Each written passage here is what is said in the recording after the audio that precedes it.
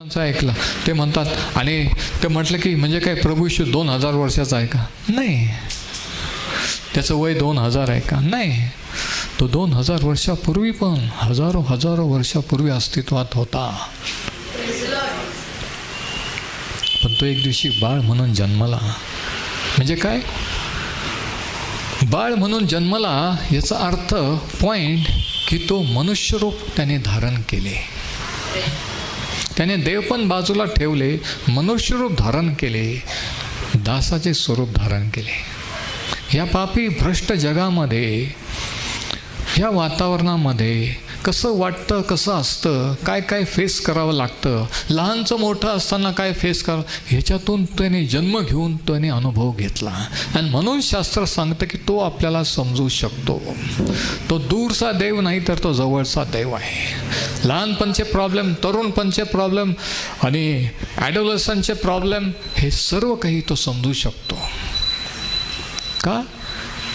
कारण तो ह्या जगात होता, येऊन गेला, तो लहानचा मोठा झाला, म्हणून बाळ म्हणून जन्मला.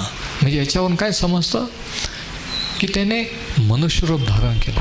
तो देव होता तरी त्याने मनुष्य, तो देव आणि मनुष्य दोन्ही होता. म्हणजे तो आपल्या भक्तीस योग्य आहे का? त्याच्याबद्दल विशेष काय आहे? प्रभू येशू ख्रिसमसबद्दल विशेष काय? ख्रिसमसबद्दल विशेष हे की देवाने मनुष्यरूप धारण करून त्याचा पुत्र सर्व जगासाठी पाठवला. त्याच्याबद्दल विशेष हे की ख्रिसमस किंवा येशू ख्रिस्ताचा जन्म फक्त ख्रिश्चन लोकांसाठी, इस्रायल लोकांसाठी नाही, तर सर्व देशाच्या, सर्व राष्ट्राच्या, सर्व जाती धर्माच्या लोकांसाठी आहे. ह्याच्यापेक्षा विशेष काय असू शकतं? तरी कोणी प्रेज द लॉर्ड आमेन म्हणत नाही. ह्याच्यापेक्षा विशेष काय असू शकतं की तो प्रत्येकासाठी आहे. नाही विशेष वाटत? नाही म्हणावं असं वाटत जोरात प्रेज द लॉर्ड आमेन की प्रभू येशूचा जन्म, नाताळ हा सर्व जगासाठी, सर्व लोकांसाठी आहे. आता किती वर्षापासून तेच शिकवायचं की आमेन म्हणा, प्रेज द लॉर्ड म्हणा. नाताळचं विशेष काय? विशेष हे की नाताळ सर्वांसाठी आहे. प्रभू येशूचा जन्म सर्वांसाठी आहे. आणि म्हणून पहिला पॉईंट, पहिली वैशिष्ट्य हे आहे, first speciality is he was both man and God. तो देव आणि मनुष्य होता. तो देव असता फिलिप्पियरास पत्र 2 अध्याय सांगितलं की त्याने देव पण बाजूला ठेवून मनुष्यरूप धारण केले.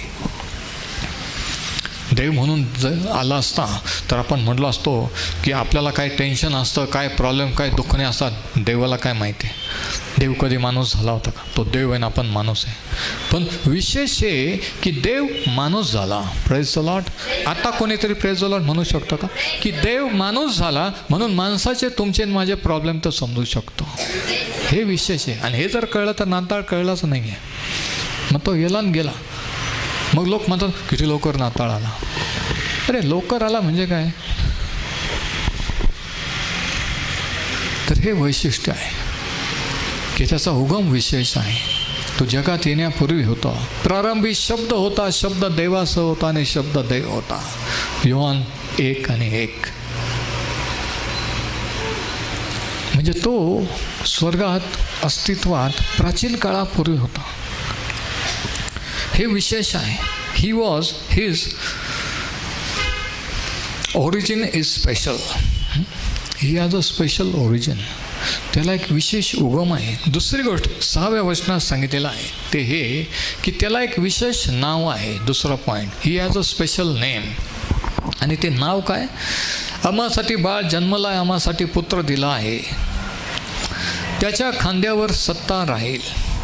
म्हणजे बाळ म्हणजे मनुष्य आणि पुत्र म्हणजे देवाचा पुत्र. म्हणजे तो बाळ पण आहे, पुत्र पण आहे, म्हणजे तो माणूस पण आहे, देव पण आहे. Praise the Lord. दुसरी गोष्ट, त्याचं नाव विशेष आहे. आता त्याचं नाव काय विशेष आहे जरा शास्त्रात बघा आणि प्रेज द लॉर्ड काहीतरी म्हणायला तयार व्हा जर समजलं तर. त्याच्या नावाबद्दल काय सांगितलेलं आहे बघा. त्याच्या खांद्यावर सत्ता राहील, त्याला अद्भुत मंत्री, सर्वसमर्थ देव, सनातन पिता, शांतीचा अधिपती म्हणतील. आता हे मराठीत जरी असं शेवटी आला म्हणतील, पण ओरिजिनल हिब्री भाषेमध्ये आहे की त्याचे नाव, his name shall be called, त्याचं नाव, आणि नाव न सांगता त्या नावाचं वर्णन केलेलं आहे. आणि ते वर्णन ह्या ठिकाणी आहे. आणि त्यामध्ये त्या नावाचं 4 गोष्टींचं वर्णन केलेलं आहे. 4 वैशिष्ट्य त्याच्यामध्ये आहे. नीट लक्ष द्या. There are 4 things he mentions about the name. Actually नाव दिलेलं नाही आहे. आणि का दिलेलं नाही? कारण ते एक दिवशी ठराविक काळामध्ये एका विशेष देवदूताद्वारे एका विशेष मुलीला म्हणजे मरियला कळवण्यात येणार होतं. तोपर्यंत ते नाव गुप्त होतं, स्वर्गातील देवदूतांनाही माहीत नव्हतं. मोशेने एकदा विचारलं की तुझं नाव काय? त्याने सांगितलं की मी जो असाव्याचा तोच आहे. मनोहाने त्याच्या पत्नीने विचारले तुझं नाव काय? की त्याने म्हटलं की तू मला तुझं नाव का विचारतोस? याकोबाने रात्री त्या देवदूताची झटापट केली आणि पहाट उजडायला लागले त्यावेळेस विचारलं की तुझं नाव काय? तो कोण आहे? तो म्हणतो तू मला तुझं नाव का विचारतोस? तुला काय पाहिजे ते माग. कोणालाही जुन्या करारात देवाने त्याच्या पुत्राचं नाव प्रगट केलेलं नाही. म्हणून नीतिसूत्रेमध्ये तो विचारतो इयोबाच्या पुस्तकामध्ये की त्याच्या पुत्राचे नाव काय हे तुला माहीत आहे काय? जे गुज आहे रहस्यामध्ये, ते नाव कोणालाही माहीत नव्हतं. म्हणजे काय यशाला सुद्धा नाही. हेच तर विशेष आहे ना. म्हणून आपण धन्य आहोत की आपण प्रभू येशूच्या जन्माच्या ह्या साईडला जन्मला आहोत, ह्या काळात, त्या काळात नाही. कारण त्या काळात जुन्या करारात तो सावलीचा काळ होता. त्यांना काय, ते फक्त विश्वासाने पुढे पाहत होते की असं होईल. आपण मागं पाहतो की ते होऊन गेलेलं आहे. आपल्याला पूर्ण चित्र दिसतं, आपल्याला पूर्ण ज्ञान मिळू शकतं. आणि म्हणून ते नाव नाही सांगितलेलं, त्या नावाचं वर्णन सांगितलेलं आहे. त्या नावाचं वर्णन काय? त्याला काय म्हणतील? पहिली गोष्ट सांगितलेली आहे अद्भुत मंत्री, वंडरफुल काउन्सिलर. मंत्री या ठिकाणी जो मूळ शब्द आहे तो आहे सल्लागार किंवा काउन्सिलर. सल्लागार म्हणजे सल्ला देणारा. बिझनेसच्या लोकांचे सीए असतात, वकील लोक असतात, है ना. मंत्र्यांचे सल्लागार असतात, काउन्सिलर, कन्सल्टंट्स असतात. कशासाठी? हे एक्सपर्ट लोक त्यांचं एक्सपर्ट ओपिनियन देत असतात की एखादा निर्णय घ्यायचा की नाही, एखादी गोष्ट करायची की नाही. आणि यशाया म्हणतो की ते जे बाळ जन्म घेईल त्याचं नाव हे असेल, त्याच्या नावाचा अर्थ हे असेल. नावावरून त्या नावामध्ये अर्थ आहे. आणि ते नाव काय आहे? येशू. ते नंतर मरियाला सांगण्यात येते त्याचं नाव तू येशू ठेव. येशू हे नाव स्वर्गीय नाव आहे, ते मरिया योसेफने ठेवलेलं नाही, लक्षात घ्या, है ना. जसे आज आई वडील विचार करता की बाळाचं नाव काय ठेवायचं, तसं त्यांनी ठरवलं नव्हतं का बाळाचं नाव काय ठेवायचं. ते नाव काय ठेवायचं हे अगोदर देवदूताने सांगितलं असतं की हे नाव ठेव. म्हणून येशू हे नाव स्वर्गीय नाव आहे. म्हणून येशूच्या नावात भूत का निघतात? ते नाव स्वर्गीय नाव आहे. येशूच्या नावात रोग का बरे होतात? कारण त्याने रोग वाहिलेला आहे. Praise the Lord. ते स्वर्गीय नाव नाही. येशू हे नाव मोठ्याने म्हणायला का धडधड होतं, का लाज वाटते? कारण सैतान आणि त्याचा प्रेशर आणि ह्या जगामधील दुरात्मे दबाव आणतात. येशूच्या नावात म्हटल्यानंतर काय होतं की सर्व नरक आणि सगळे दुरात्मे थरथर कापतात येशूच्या नावात म्हटल्यानंतर. ते म्हणतात की काही सांगा पण ते नाव घेऊ नका, कारण त्या नावाचा जो आहे त्यांनी आम्हाला हरवलेला आहे. Praise the Lord. तर त्याला अद्भुत सल्लागार असं म्हणते. पहिली गोष्ट त्या नावाबद्दलची ही आहे की तो सल्ला देणारा असेल. आणि त्याच्यापेक्षा उत्तम सल्ला कोण देऊ शकतं? त्याच्यापेक्षा एक्सपर्ट कोण असू शकतं, नाही का? तुम्हाला ज्यावेळेस सल्ल्या मसलतीची गरज असते तुम्ही कोणाकडेच चालता? आता प्रत्येकजण आपण आपल्या अडीअडचणीत प्रॉब्लेममध्ये कोणाचा तरी सल्ला घेत असतो. आणि बरेच वेळेस आपण चुकीच्या सल्ल्याला बळी पडतो. लग्नाच्या बाबतीत घ्या, बिझनेसच्या बाबतीत घ्या, नोकरीच्या बाबतीत, कोणत्याही बाबतीत घ्या, किंवा इव्हन आत्मिक जीवनाच्या बाबतीत घ्या. की आम्हाला वाटलं की ते देवाचे भक्त आहेत, अभिषिक्त आहे, पण त्यांनी सांगितलं ना असं झालं. म्हणून सल्ला आपण कोणाचा घेतो त्याच्यावर आपल्या जीवनात किंवा आपण काय पाऊल उचलतो हे अवलंबून आहे. काय होणार असतं हे अवलंबून असतं. म्हणून सल्लागार महत्त्वाचा असतो. चुकीचा जर सल्लागार भेटला आणि चुकीचा सल्ला मिळाला तर तुमच्या जीवनाचं डायरेक्शन चेंज होतं. फायदा होण्याच्या ऐवजी नुकसान होऊ शकतं. म्हणून सल्ला महत्त्वाचा आहे.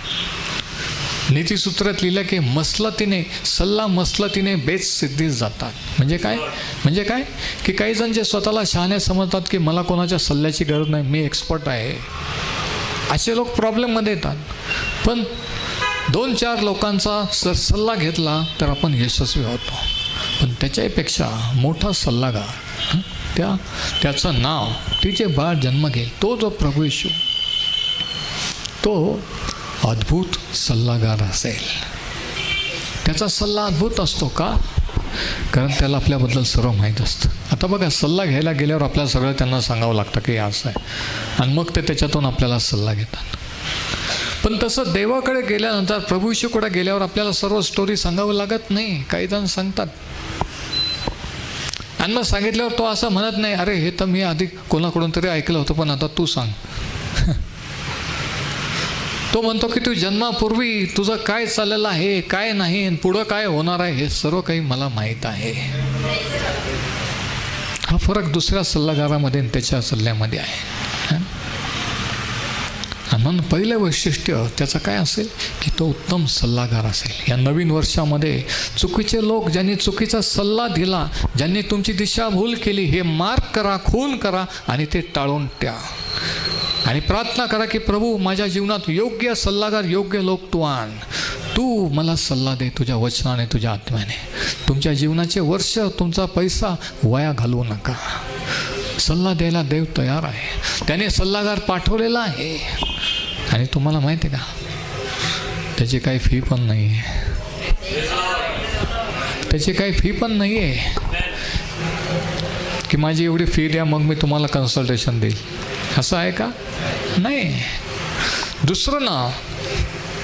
दुसरं टायटल त्याच्याबद्दल काय आहे? त्या नावाबद्दलचं समर्थ देव, मायटी गॉड. हिब्रू लोकास पत्रामध्ये म्हटलेलं आहे की त्याला देव म्हटलेलं आहे की हे देवा, तुझं सिंहासन प्राचीन काळापासून आहे. Thy throne, O God, is forever and ever. हे कोणाविषयी म्हटलं? पुत्राविषयी. म्हणजे देव जो पुत्र, म्हणजे हे जे बाळ जन्मणार आहे हे समर्थ देव असेल. आणि आपल्याला माहिती आहे की शास्त्र सांगतं की त्याच्याद्वारे अवघे झाले. त्याचं सामर्थ्य त्याने निर्माण केलं. हे जग सृष्टी निर्माण करून त्याचं सामर्थ्य प्रकट केलं. त्याचं सामर्थ्य त्याने शब्द बोलवून वादळ शांत केला. त्याचं सामर्थ्य प्रकट केलं एक दिवशी. त्याचं सामर्थ्य त्याने थोड्याशा भाकरी मासे घेऊन 5000+ लोकांना जेवण देऊन प्रकट केलं की तो काय करू शकतो. तो समर्थ देव. ते फक्त एक बाळ नसेल. बाळ येशू बाळ नाही राहिला रे. तो 2000 वर्षापूर्वी बाळ होता. आज तो राजांचा राजा, प्रभूंचा प्रभू आहे. आणि एक दिवशी सर्व जग त्याला पाहिलं आणि तो राज्य करायला येणार आहे. आणि म्हणजे बाळ म्हणून समजतात ते पण शॉक्ड होणार आहे की आम्हाला वाटलं की तो बाळ आहे.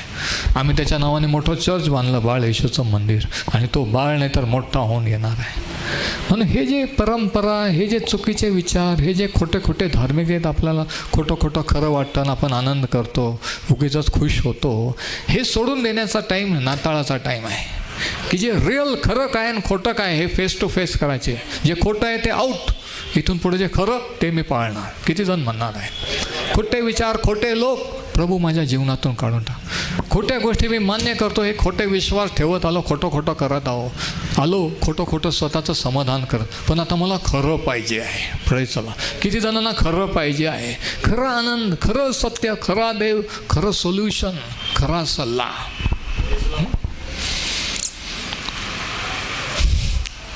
अद्भुत देव है ना, समर्थ देव, अद्भुत सल्लागार, समर्थ देव. He is a mighty God. He is mighty in creation. निर्मितीमध्ये तो सर्व समर्थ आहे. त्याने शब्दाने विश्व निर्माण केले.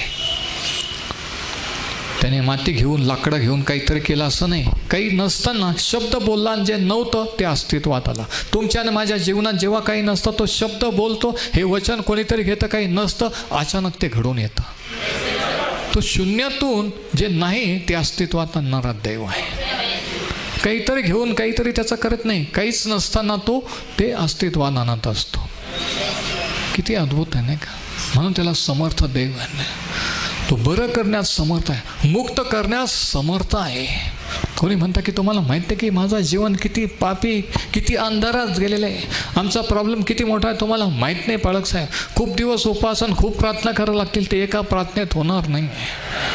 मी तुम्हाला सांगतो की तो समर्थ देव आहे. फक्त तुम्ही जर आज समर्पण करायला विश्वास ठेवाल तर जे अनेक वर्षात नाही झालं ते एका क्षणात तो करेल. एका क्षणात, एका दिवसात, 24 तासात ते चित्र बदलेल. फक्त विश्वास, प्रॉब्लेम विश्वास ठेवण्याचा आहे. प्रॉब्लेम तो कसं करेल याचा, तो आपला प्रॉब्लेम नाही, तो कसं करेल तो त्याचा प्रॉब्लेम आहे. आपला प्रॉब्लेम विश्वास ठेवण्याचा की मी विश्वास ठेवतो की तू काही करू शकतोस. Praise the Lord. आज किती जण विश्वास ठेवणार आहे? तिसरी गोष्ट त्या नावाबद्दल सांगितलेलं आहे ते हे की त्याला सनातन पिता म्हटलेलं आहे. तो बाळ जो जन्मला, तो पुत्र जो दिला, त्याला काय म्हणतील? काय म्हणतील? म्हणजे काय, देव जो पुत्र पिता आहे का? म्हणजे जीसस ओनली जे म्हणतात की पिता पवित्र आत्मा काय नाही, येशू ख्रिस्त हाच देव, तसं आहे का? नाही. मग हे काय आहे? सनातन पिता त्याला म्हणतील. म्हणजे तो पिता नाही आहे पण त्याला सनातन पिता म्हणतील. म्हणजे काय? म्हणजे हे, आणि नीट ऐकून घ्या. पिता म्हणजे जो जीवन देणारा. पिता म्हणजे बाप जो पालन पोषण करणारा, जो काळजी घेणारा. आणि त्या अर्थाने ते बाळ किंवा तो पुत्र हा पिता आहे की त्याने ही सृष्टी निर्माण केली. तो जीवन देणारा आहे. तो म्हणतो मार्ग, सत्य व जीवन मी आहे. त्याने शब्दाने विश्व घडवलेलं आहे. Praise the Lord. म्हणून तो पिता आहे. Creation as a father in creation. नंतर सस्टेनन्स की तो पालन पोषण करणार आहे. जसा पिता पालन पोषण करतो. ज्यावेळेस लोकसमुदाय रानावनातून चाललेले होते आणि शिष्यांना त्याने सांगितलं की 3 दिवसापासून माझ्या मागं फिरत आहेत, उन्हात तानात, लेकरं बाळं घेऊन, यांना काहीतरी खायला द्या. लोकसमुदायास पाहून त्याला कळवळ आला. का? कारण तो सनातन पिता आहे. तो काळजी घेणारा आहे. तो शारीरिक गरजाही पुरवतो. आणि त्याने 5 भाकरी आणि 2 मासे हे बहुगुणित करून त्या सर्वांना तृप्त केला. तो पिता आहे कारण त्याने सैतानाच्या बंधनात असलेला मुक्त केला. म्हणून त्याला सनातन पिता असं म्हणतील. कारण तो पित्या समान आहे. आता ह्या नाताळाला किंवा ज्यांनी लहानपणापासून वडिलांचा अनुभव घेतला नाही की वडील कसे असतात, त्यांना हे समजणं कठीण आहे.